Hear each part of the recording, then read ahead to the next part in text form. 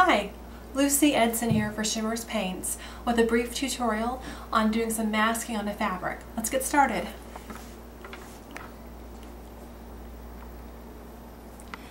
I love dress forms, and that shape is a wonderful shape for masking. Masked shapes are usually good if it's a clear image that's a simple outline, not usually a whole lot of detail will usually show your masking better. What I did to create my mask is I printed a dress form image onto a piece of plain paper, and I ironed it onto freezer paper.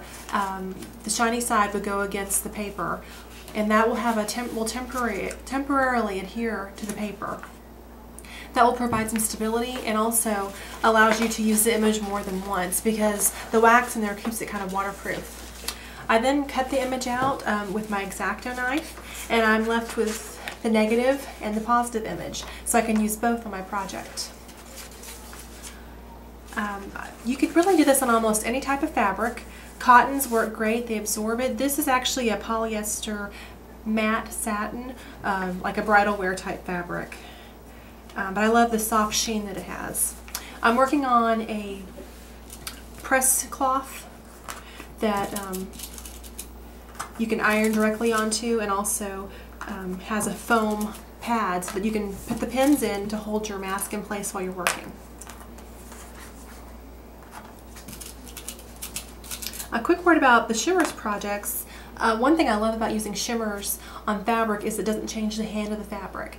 It keeps it really soft and pliable, and you can do any stitching, and the hand of the fabric is still very soft when you do it. Your Shimmerz Spritz have a lot of iridescence in them, and the iridescence particles will settle into the bottom. Don't shake your bottle, just give it a few rolls between your hands, and that will pull the iridescence up into the bottle. So let's get that all mixed. This color is called Chickadee, and it's a pretty sunshiny yellow.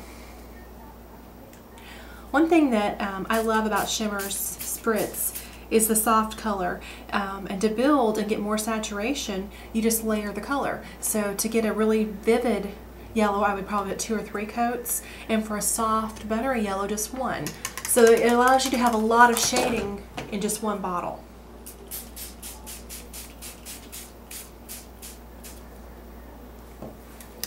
So I want just a little more color on this because I really want it to pop.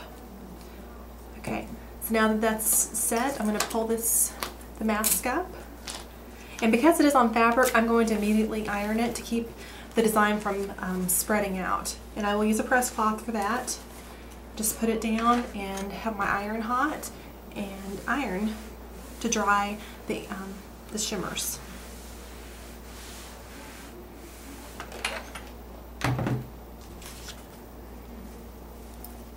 You can see I've got a really nice image that looks like it was printed right onto my fabric, and it has a beautiful sheen. You can't really see it on camera, but I will take some pictures later to show you. One other thing I like to do is to do a little bit of masking behind the image. So I'm going to offset this slightly and just do a couple pins in the negative part of the image. And then I'm going to use a different color spritz. This is called Ruby. Get it all mixed up before I spritz. The iridescence in Shimmerz is really unparalleled. I haven't seen anything that really compares to this. I think you'll really love it when you try it on paper or fabric. So now when I pull this up, I have like a shadow on the edge. I'm going to go ahead and heat set that. And the next step with this would be to either, you can use it as it is. I plan to layer it with batting and another piece of fabric and do some machine quilting to accent the shape. But this is the first step of masking onto fabric. I'm going to have a completed project to show you at a later date. Thank you, and I hope you enjoyed this little video.